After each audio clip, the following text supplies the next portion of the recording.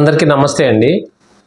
ఈరోజు ఒక ముఖ్యమైనటువంటి కొన్ని లీగల్ పదాలు, సహజంగా కోర్టులో జరిగేటటువంటి వర్డ్స్, పిటిషన్స్ అటువంటివన్నీ కూడా ఈ వీడియోలో చూద్దాం.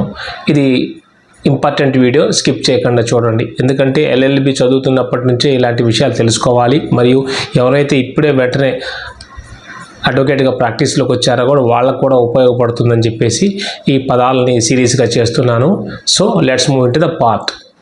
ముఖ్యంగా సివిల్ కేసు కానీ క్రిమినల్ కేసు కానీ ఏదైనా కేసులు రన్ అవుతున్నప్పుడు కొన్ని రకాలైనటువంటి వర్డ్స్ కోర్టులో వింటుంటాం మనం జనరల్గా. అంటే ఫర్ ఎగ్జాంపుల్ అరెస్ట్ మెమో అంటే ఏంటి, call on petition, exhibits, take on board అంటే ఇప్పుడు set off, plea bargaining, charge sheet, quash petition, executive petition, ఇట్లాంటి రకరకాల టెర్మినాలజీస్ కూడా మనం వింటుంటాం. ఈరోజు ముఖ్యమైనవి తెలుసుకుందాం. ముందుగా అరెస్ట్ మెమో అంటే ఏంటో తెలుసుకుందాం.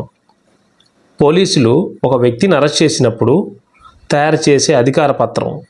దీనిలో అరెస్టు సమయం, తేదీ, ఎందుకు అరెస్ట్ చేస్తున్నారనే కారణం, ఎవరు సాక్షులు ఉన్నారనే వివరాలు ఉంటాయి. ఇదేంటంటే పౌర హక్కుల కోసం ముఖ్యమైనటువంటి ఒక లీగల్ డాక్యుమెంట్ అన్నమాట, న్యాయపత్రం లాగా చెప్పుకోవచ్చు మనం.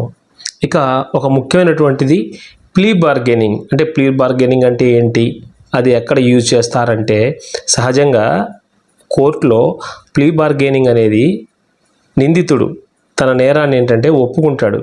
నేనే చేశాను, నాకు తక్కువ శిక్ష కావాలి, లైక్ రాయితీ అనమాట. ఇది ఏంటంటే భారతదేశంలో సిఆర్పిసి నుంచి కూడా బిఎన్ఎస్ వరకు కూడా ఉంటుంది.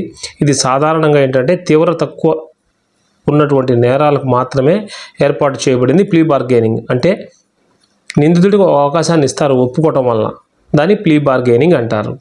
ఇక క్వాష్ పిటిషన్, ఏదైనా ఒక కేసు జరుగుతున్నప్పుడు, ఒక వ్యక్తి కేసులో ఇరుక్కున్నప్పుడు అతని మీద అక్రమంగా కానీ ఎవరైనా కక్షపూరితంగా కానీ కేసు పెట్టి ఎఫ్ఐఆర్ లేదా తప్పుడు కేసు పెట్టినప్పుడు, అది తప్పుడు కేసు, ఎటువంటి ఆధారం లేదని భావించినప్పుడు దాన్ని రద్దు చేయమని చెప్పేసి ఆ వ్యక్తి ఎవరైతే బాధితుడున్నాడో హైకోర్టులో వేసే పిటిషన్ను క్వాష్ పిటిషన్ అంటారు. దానివల్ల న్యాయం జరగడానికి ఒక అవకాశం ఉంటుంది. This is quash petition. మనకు ముఖ్యమైనటువంటి వర్డ్ వింటుంటాం మనం కోర్టులో, ఏమని, కాల్ ఆన్ పిటిషన్. అంటే కాల్ ఆన్ పిటిషన్ అంటే ఏంటి, కోర్టులో ఒక కేసు విచారణకు వచ్చినప్పుడు జడ్జి గారు ఏం చేస్తారు, ఆ కేసును పిలవడానికి స్టార్ట్ చేస్తారు. అంటే మొదలు పెట్టేటటువంటి స్టార్టింగ్ ప్రొసీజర్, దాన్ని కాల్ ఆన్ పిటిషన్ అంటారు. జనరల్గా ఇది కోర్టులో రోజువారీ పనిలో మొదటి దశ అనమాట. అంటే కేసు అనేది call list, daily call list prepare చేస్తారు. ఆ కాల్ లిస్టు ప్రిపేర్ చేసినప్పుడు 1 by 1 పిలుస్తుంటారు అన్నమాట.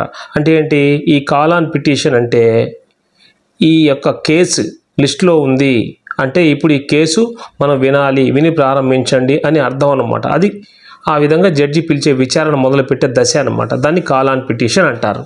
ఇక మరొక ముఖ్యమైనటువంటిది, కోర్టులో సహజంగా కొన్ని కేసులు డిస్పోజ్డ్ అవుతుంటాయి, డిస్మిస్ కూడా అవుతుంటాయి. ఈ రెండింటికి డిఫరెన్స్ ఏంటంటే ఆల్రెడీ నేను ఒక షార్ట్ వీడియో చేశాను, అది చూడొచ్చు మీరు.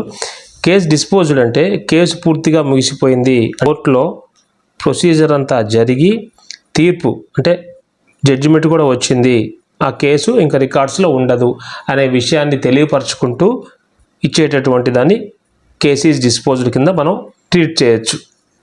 మరొక ముఖ్యమైనటువంటిది ఒక విషయాన్ని కూడా మనం తెలుసుకుందాం ఈ వీడియోలో. ఏంటంటే ఇది ఒక లీగల్ టర్మ్ అనమాట, మీనింగ్ కూడా తెలుసుకుందాం. టేక్ ఆన్ బోర్డు అంటే కోర్టు కేసు సాధారణ లిస్టులో లేకపోయినా కూడా జడ్జి ఏంటంటే ఆ రోజు ప్రత్యేకంగా తీసుకుంటారనమాట. అంటే కాజు లిస్టు ఉంటుంది, ఆ లిస్టు లేకపోయినా కూడా అకస్మాత్తుగా ఒక విచారణకు తీసుకుంటారు.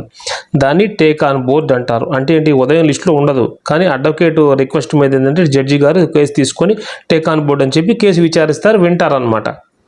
సహజంగా కోర్టులో కొన్ని రకాలైనటువంటి సాక్ష్యాలు సమర్పిస్తుంటారనమాట. వాటిని జనరల్గా కోర్టులో ఎగ్జిబిట్ అంటారు. అంటే కోర్టులో సాక్ష్యం కోసం సమర్పించిన పత్రాలు, డాక్యుమెంట్స్, అంటే ఫొటోస్ కావచ్చు, రికార్డింగ్స్ కావచ్చు, కొన్ని వస్తువులు కావచ్చు, అవన్నీ కూడా ఎగ్జిబిట్స్గా కాల్ చేస్తారు వాళ్ళు. అవి మనం చూపిస్తాం అక్కడ. అంటే ఏంటి, ఒక ఆస్తి ఉందండి, రిజిస్ట్రేషన్ పత్రం ఉంది, దానికి ఏంటంటే కోర్టు వాళ్ళు ఏం చేస్తారు, ఒక ఇది రిజిస్ట్రేషన్ పత్రము, ఇది ఒక వస్తువు, ఇది ఫోటో అని దానికి ఒక నెంబరింగ్ కానీ ఒక సింబల్స్ ఇస్తుంటారు అనమాట, ఏబిసి అని. So these are all called exhibits in the case అనమాట. తర్వాత మరొక ముఖ్యమైనది, కోర్టులో జడ్జిమెంట్ వచ్చిన తర్వాత అంటే డిగ్రీ వచ్చిన తర్వాత అంటే ఎవరికైతే అనుకూలంగా తీర్పు వచ్చిందో వాళ్ళకి ఒక ఆప్షన్ ఇస్తారనమాట. ఎగ్జిక్యూషన్ పిటిషన్ అంటే తీర్పు అమలు కాకపోతే గెలిచిన వాళ్ళు ఏం చేస్తారు, అమలు చేయండి అని చెప్పేసి వేసే పిటిషన్ని ఎగ్జిక్యూషన్ పిటిషన్ అంటారు. అంటే ఒకళ్ళకి ల్యాండ్ ఇచ్చేసేయండి, ఒకళ్ళకి మనీ ఇచ్చేసేయండి, డబ్బులు ఎగ్గొట్టారు కాబట్టి మీరు అని చెప్పేసి అపోజిషన్ వాళ్ళు ఎదురుపక్షం ఇవ్వకపోతే ఎవరికైతే డిగ్రీ వచ్చిందో వారు దాన్ని ఇవ్వమని బలవంతంగా అప్పగించమని కోరడం కోసం కోర్టుని ఎగ్జిక్యూటివ్ పిటిషన్ వేస్తారు. దాని ద్వారా మన యొక్క మనీ రికవరీ కానీ ప్రాపర్టీ కానీ మనకు వచ్చే అవకాశం ఉంటుందన్నమాట. దాన్ని ఎగ్జిక్యూటివ్ పిటిషన్ అంటారు. ఒక్కొక్కసారి కోర్టులలో అంటే క్రిమినల్లో కానీ సివిల్లో కానీ ఒక శిక్ష విధించినప్పుడు అప్పుడు సహజంగా కోర్టులో నిందితుడికి తీర్పు రాకముందే జైల్లో గడుపుతాడనమాట. దాన్ని సెట్ ఆఫ్ కింద చేసుకోవచ్చు. అంటే అట్లా పనిష్మెంట్ జరిగింది, ఆ పనిష్మెంట్లో కౌంటింగ్ ఉంటుంది, ఎన్నాళ్ళు అతను ఉన్నాడు అంటే కోర్టులో ఉన్నప్పుడు సెట్ ఆఫ్ అనే విధానం ద్వారా నిందితుడు రిమాండ్లో ఉన్నప్పుడు ఎన్ని రోజులు ఉన్నాడు ఫైనల్ వచ్చిన తర్వాత తీర్పు రాకముందు ఆ రోజులు ఈ రోజులు కలిపి శిక్షలో భాగంగా పరిగణిస్తుంది. అప్పుడు సెట్ ఆఫ్ చేసుకునే అవకాశం అనేటటువంటిది నిందితుడికి ఉంటుందన్నమాట. ఇది కూడా main important legal term, legal activity in the court proceedings, that is called set of. Friends, ఈ వీడియోలో ముఖ్యమైనటువంటివి సహజంగా కోర్టులో యూజ్ చేసే టెర్మినాలజీ కానీ లీగల్ వర్డ్స్ కానీ కోర్టు ప్రాసెస్లో జరిగేటటువంటి అంశాలు అంటే ఎలాంటి పదాలు వాడతారు అంటే అరెస్ట్ మెమో కానీ, call on petition, exhibits, plea bargaining, quash petition, executive petition, ఇట్లా సెట్ ఆఫ్ అని వీటి యొక్క అర్థాలు కానీ మీనింగ్ కానీ వాటి యొక్క యూజ్ నేను మీకు వివరించాను. ఇది పార్ట్స్ వారీగా చేస్తాను. నెక్స్ట్ వీడియోలో ఒక సివిల్ కేసులో అంటే ఒక కోర్టులో ఏదైనా ఒక కేసు జరుగుతున్నప్పుడు ఎన్ని రకాలైనటువంటి పిటిషన్స్ వేస్తారు, అప్లికేషన్స్ వేస్తారు, ఆ కేసు నడిచినంత కాలం ఎలా వేస్తారు, ఎలా ప్రొసీడ్ అవుతారు అనేటటువంటి జనరల్ అవగాహన మీకు కలిగిస్తాను. That will be helpful for you because in a civil case commonly petition, executive petition, interlocutory application, injunction order, partition suit అంటే total list of applications, total list of petitions, applications అన్నీ కూడా మీకు 1 by 1 next వీడియోలో చెప్తాను. ఈ video నచ్చినట్టయితే like చేసేయండి. ఎందుకంటే these are all very useful for common man and also who is learning the legal things and also the people who are practising as a advocate as a junior and LLB students also. This will be helpful for you. So thank you for watching. See you in the next video with different contents and legal points also. See you in the next video. Thank you. Have a great day.